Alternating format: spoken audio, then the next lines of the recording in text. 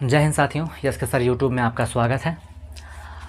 शुरुआत हो गई है बहुपद की, यानी कि आप समझ सकते हैं परिचय हो गया है। अभ्यास पहला हो चुका है। पहला अभ्यास बहुत छोटा था, उसमें लगभग 6 क्वेश्चंस दिए गए थे और सब ग्राफ पर थे। आज का जो क्वेश्चन है वो थोड़ा सा अलग है, यानी कि हम बहुपद को आज सॉल्व करना सीखेंगे। 9th में जो लोग पढ़े होंगे कि हम किसी भी दिए गए बहुपद से यानी कि गुणनखंड विधि से किस प्रकार से शून्यकों को निकालते हैं, तो ठीक है। मेन काम आज है शून्यकों को निकालना। शून्यकों को निकालने के लिए मैं आपको 2 क्वेश्चन सॉल्व करवाने का प्रयास करूंगा और उस 2 क्वेश्चन से मैं चाहता हूं कि आपको किसी भी प्रकार के किसी भी क्वेश्चंस का गुणनखंड करके अगर शून्यक निकालना हो तो आप उसका शून्यक निकाल सकते हैं। ये आपका दिया गया है बहुपद, और इस बहुपद में अगर आपको शून्यक निकालना है तो आप क्या करेंगे। सबसे पहले जो बहुपद होता है ना, उसका एक व्यापक रूप होता है, और उस व्यापक रूप से अगर हम क्वेश्चन सॉल्व करें तो थोड़ा सा हमें लगेगा कि आसान है। जैसे ax square plus bx and c, ये अगर हम मान लेते हैं कि इसका व्यापक रूप है, बहुपद का व्यापक रूप है, तो अगर हम इसकी सहायता से क्वेश्चन सॉल्व करेंगे तो हमें थोड़ा सॉल्व करने में आसानी होगी। जैसे ये आपका दिया गया है x, यहाँ पर है ax स्क्वायर, a दिया है, यहाँ पर b दिया है, यहाँ पर c दिया गया। जहाँ पर a b c आपके कौन से पद हैं? अचर पद है। जहाँ पर x स्क्वायर है, जहाँ पर x है, वो सब चर हैं। अगर वही सेम कॉन्सेप्ट आप यहाँ पर देखेंगे तो यहाँ पर ये और ये मान आपका चर है, लेकिन इसके पास कोई अचर नहीं है। और आपको हम पहले बता चुके हैं कि जब कभी भी किसी भी चर का गुणांक खाली हो तो वहाँ पर कितना होता है? 1 होता है। तो हम मान के चलेंगे कि जहाँ पर a है वहाँ पर इसके स्थान पर 1 है। अब बाकी आपको बात समझ में आई रही है। a के स्थान पर 1 है, b के स्थान पर 2 है, c के स्थान पर 8 है। बाकी x स्क्वायर और x के स्थान पर चर का कोई भी मान दे सकता है, वो x हो, y हो, z हो, a b c कुछ भी हो सकता है। सॉल्व कैसे करते हैं, यानी कि शून्यक निकालते कैसे हैं, और शून्यक निकालने का जो प्रोसेस है वो बड़ा आसान है। जैसे सबसे पहला काम करते हैं कि हम इस a का गुणा इस c में करवाते हैं। a का गुणा c में, कुछ भी हो, मान से मतलब नहीं है। a का गुणा हम अगर c में करवा देते हैं, जो मान मिलेगा, अगर वही सेम काम आप यहां देखेंगे, a के स्थान पे कितना है? 1, c के स्थान पे कितना है? 8। गुणा करवाएंगे अगर तो 1 गुणे 8 और कितना आएगा? 8 आएगा। यानी कि हम ये समझ चुके हैं कि गुणा करने पर कितना आ रहा है? 8 आ रहा है। और इसको हम बोलते हैं मध्य पद।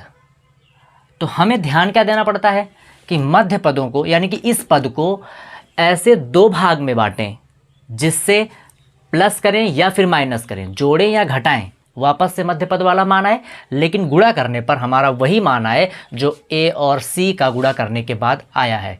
यहाँ पर जो मान आएगा, यानी कि अगर हम इसको 2 भागों में बांटेंगे तो वो 2 भाग ऐसे हों जिससे वापस से उन 2 भागों को जोड़ें या फिर घटाएं, यही वाला मान मिले, लेकिन गुणा करने पर ये वाला मान मिलना चाहिए। जैसे यहाँ पर 8 दिया है, अगर आप थोड़ा सा ध्यान दें तो आपको पता है कि 4 का गुणा अगर हम 2 में करेंगे तो कितना आएगा? 8। और अगर 4 माइनस 2 करेंगे तो कितना आएगा? 2। वही लाना है हमें, यानी कि प्लस करिए, दोनों 2 मान लीजिए, उसको चाहे जोड़िए चाहे घटाइए, वापस से यही मिले, लेकिन इन दोनों का गुणा करने पर वही मान मिले जो इन दोनों का गुणा करने पर आया है। समझ में आई तरह?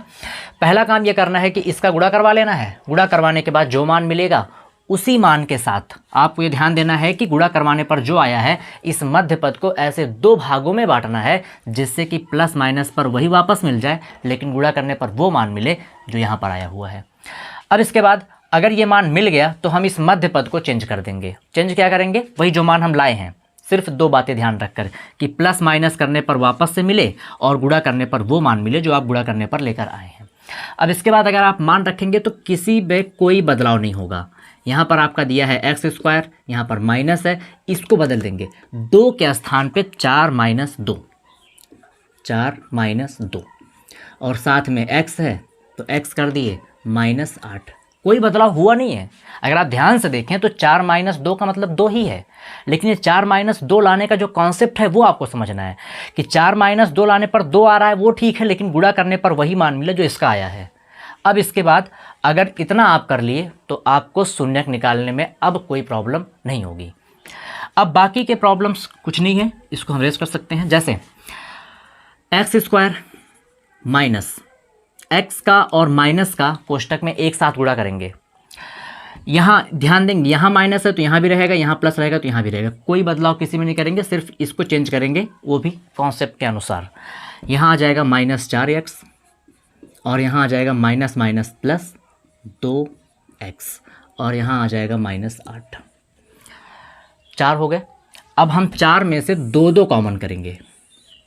इन दोनों में से कॉमन क्या है? कॉमन का मतलब ऐसा मान जो दोनों में मिल रहा हो और उसको हम बाहर कर लें। अगर आप ध्यान से देखें दोनों में x है, यहाँ भी x है, यहाँ भी x है। x अगर कॉमन करेंगे यानी कि x को बाहर कर देंगे तो x स्क्वायर है। स्क्वायर मतलब आपको पता होगा कि जब हम x गुणे x करते हैं तो मिलता है हमें x स्क्वायर। अब अगर इसमें से यानी कि इसमें से एक x बाहर हो गया तो क्या बचा? एक x बचा है, माइनस इसमें से x को कॉमन किए हैं, कितना बचा? सिंपल सी बात है, सिर्फ 4 बचेगा। और इसके बाद इसमें आप ध्यान दें तो यहाँ पर भी ध्यान देना पड़ेगा कि यहाँ पर प्लस कॉमन करेंगे कि माइनस, क्योंकि अगर यहाँ पर प्लस है तो प्लस कॉमन करेंगे, अगर यहाँ माइनस है तो माइनस कॉमन करेंगे। और आपको पता है जब प्लस कॉमन करते हैं तो बदलाव किसी चिन्ह में कुछ नहीं होता। अगर माइनस कॉमन करेंगे तो दोनों के चिन्ह आपस में बदल जाएंगे। प्लस कॉमन किए हैं, बदलाव नहीं होगा। कितना कॉमन करेंगे दोनों में से? x यहाँ पर है, यहाँ पर नहीं है, x तो कॉमन होगा नहीं, 2 हो सकता है। और जो चीज़ हम कॉमन करते हैं उससे भाग देते हैं। अब अगर 2 कॉमन कर लिए तो यहाँ कितना बचा? x। यहाँ कितना बचेगा? 2 घटा के नहीं लिखेंगे, ये नहीं कि यहाँ 6 लिखेंगे, नहीं, 2 से भाग देंगे। कितनी बार जाएगा? 4 दूना 8, यानी कितनी बार? 4 बार। तो यहाँ आएगा आपका 4। एक ही ध्यान देना है, जो चीज़ हम कॉमन करते हैं, कॉमन का मतलब अगर इसका गुणा वापस से करें तो वही मिले जो पहले था। अगर गुणा कर देंगे 2 का गुणा x में 2x और 2 चौक 8 आना चाहिए। अगर आप यहाँ 6 लिखते तो 12 हो जाता। इसीलिए ध्यान देना है कि ये दिमाग में रहे कि जो कॉमन लेते हैं उसे भाग देकर लिखा जाता है। और इसके बाद अब एक ही चीज़ समझ में आएगी आपको कि इन दोनों में से अब कॉमन क्या लग रहा है? इसके कोष्टक के मान बराबर हैं, और अगर कोष्टक के मान बराबर हैं तो दोनों में से आप x - 4 को बाहर कर सकते हैं। और अगर आप दोनों में से x - 4 कॉमन करेंगे, यहाँ से x - 4 कॉमन कर लिए, कितना बचा? सिर्फ x बचा। यहाँ से कॉमन कर लिए, कितना बचा? +2। ये हो गया आपका गुणनखंड। इतना प्रोसेस है गुणनखंड करने का। और अगर आप किसी भी बहुपद का गुणनखंड कर लेते हैं तो आप ये समझिए कि गुणनखंड करने के बाद आप शून्यक भी आसानी से निकाल सकते हैं। और शून्यक निकालेंगे कैसे? एक एक मान रखकर। जैसे अगर आपको ये ध्यान देना है कि x - 4 = 0 कर देना है, एक बार इस मान के बराबर में 0, एक बार इस मान के बराबर में 0 करेंगे आप, तब जाके आपको शून्यक प्राप्त होगा। x - 4 = हो जाएगा 0। 4 को उस तरफ करेंगे तो आएगा आपका +4 हो जाएगा पक्षांतर करने पर। यहाँ पर x + 2 = 0 और यहाँ आएगा x = -2। 2 मान आपके पास हो गए, एक +4 और एक -2। अब इसके बाद ये हो गया शून्यक, इसको हम बोलते हैं शून्यक। जो x का मान आएगा वही आपका शून्यक कहलाएगा। तो शून्यक का जो तरीका है यानी कि जो कॉन्सेप्ट है वो 9th का है, लेकिन अगर आपको नहीं आ रहा है तो आप यहाँ भी शून्यक निकाल सकते हैं। तो पहला क्वेश्चन था, मैं चाहता हूँ कि आपको एक क्वेश्चन और दिया जाए जिससे कि आपको पूरी बात स्पष्ट रूप से समझ में आ जाए। और ये बात ध्यान रहे कि शून्यक निकालने का तरीका 9th का है और 10th में आपको इससे आगे प्रोसेस सॉल्व करना है। तो ये आप जो पढ़ रहे हैं प्रोसेस के 9th का है। ये आपका अगला क्वेश्चन है और इसमें अगर आप ध्यान से देखें तो ऐसा नहीं है, जो ये क्वेश्चन है आपका वो इस रूप का नहीं है। तो पहला काम करेंगे हम ऐसा बना लेंगे इसको, यानी कि स्क्वायर वाला रखेंगे पहले, उसके बाद चर वाला मान, उसके बाद अचर वाला मान। तो ये चर वाला मान तो बाद में, इसको पहले कर लेते हैं हम लोग। तो 6x², इसको पहले करेंगे तो -7x + 3 -3 बाद में, यहाँ आएगा -3। अब पूरा काम वही करेंगे जैसा आप करते हैं। पहला काम क्या करते हैं? इसका इसके साथ गुणा, तो 6 × 3 आ गया आपका 18। अब अगर इसका इसमें गुणा हो गया, यहाँ बीच में है 7, आपको कुछ ऐसा करना है कि ±2 का करिए 7 आए, लेकिन गुणा करिए तो 18 आए। तो ऐसा कब होगा? अब इसके लिए आप कर सकते हैं 9 माइनस 2, 9 माइनस 2 करें कितना आ जाएगा 7 और 9 दूना 18। ये चीज़ आपको अपने मन से करनी पड़ेगी। इतना आपको ध्यान देना पड़ेगा कि किसी भी मान के लिए, जैसे यहाँ पर आपको 9 माइनस 2 करना पड़ा, 7 आए, 7 यहाँ पर है, इतना आ जाना चाहिए आपको। यानी कि ये कॉन्सेप्ट आपको अपने मन से करना पड़ेगा।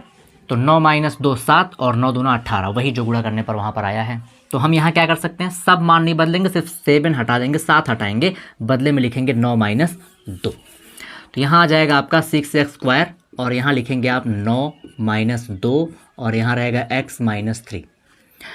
माइनस से गुणा और x से गुणा, और आपको पता है जब माइनस से गुणा करते हैं तो चिन्ह बदल जाते हैं। ये प्लस है तो आ जाएगा माइनस 9x और ये minus minus plus 2x minus 3। इन दोनों में से कॉमन हो सकता है, x तो है ही है कॉमन, लेकिन 3 भी हो सकता है, क्योंकि 3 से ये भी कट सकता है, 3 से ये भी कट सकता है। तो 3 और x कॉमन कर लेंगे आप, कितना बचेगा 3 दूना 6, 1x बाहर 1x अंदर, माइनस है तो माइनस, 3 से भाग देंगे, 3 त्रिका 9, 3 आएगा, x कॉमन कर लिया गया। हम बताएं आपसे कि यहाँ पर अगर प्लस है तो प्लस कॉमन करेंगे, माइनस है तो माइनस कॉमन करेंगे। अधिकांश प्रयास यह करते हैं कि कोष्टक के अंदर का मान बराबर आए। अब यहाँ पर कुछ कॉमन है, कुछ भी कॉमन नहीं, और जब कुछ कॉमन ना हो तो हमें क्या करना है, हमें सिर्फ 1 लिख देना है, क्योंकि अगर हम 1 का गुणा करवाएंगे तो वापस से वही मिलेगा। और जब कुछ कॉमन ना हो तो यहाँ बचेगा आपका 2x, यहाँ बचेगा आपका 3। अब इन दोनों में से कॉमन क्या है, कोष्टक के अंदर वाले मान बराबर हैं, तो यानी कि 2x माइनस 3 आप कॉमन कर लेंगे और यहाँ बच जाएगा आपका 3x प्लस 1। 2x माइनस 3 बराबर 0 अगर आप करेंगे तो 3 इस तरफ करेंगे प्लस, तो 2x बराबर हो जाएगा 3 और x का मान आएगा 3/2। पहला हो गया। यहाँ पर दिया है आपका दूसरा, 3x प्लस 1 बराबर 0 करेंगे तो आएगा 3x बराबर -1 और x बराबर आ जाएगा -1/3। ये आपके हो गए 2 शून्यक। पहला काम ये है कि अगर आप चाहते हैं कि प्रश्नावली 2.2 आप सॉल्व कर सकें तो मेन काम आपको जो है वो शून्यक निकालने आना चाहिए, और मुझे पूरा उम्मीद है कि इतने से आपको शून्यक निकालना आ जाएगा। आप जितने भी क्वेश्चंस दिए हैं, अगर आप 9th में ठीक ठाक तरीके से पढ़े हैं तो इसको पढ़ने की कोई ज़रूरत खास नहीं है। गुणनखंड विधि से शून्यक निकाला जा रहा है, और अगर आप नहीं पढ़े हैं तो पहला काम आप शून्यक निकालना सीखिए और दिए गए क्वेश्चन का शून्यक निकालिए, क्योंकि क्वेश्चन में खुद कहा गया है कि शून्यक ज्ञात करके बताइए। अगर आपको शून्यक समझ में आ गया होगा तो इसके बाद का तुरंत जो वीडियो आपको मिलेगा वो रहेगा अभ्यास 2.2 का। ये समझिए कि ये अभ्यास 2.2 के लिए एक परिचय का काम करेगा। ये सिलेबस है 9th का। तो मिलते हैं 2.2 में, तब तक के लिए धन्यवाद।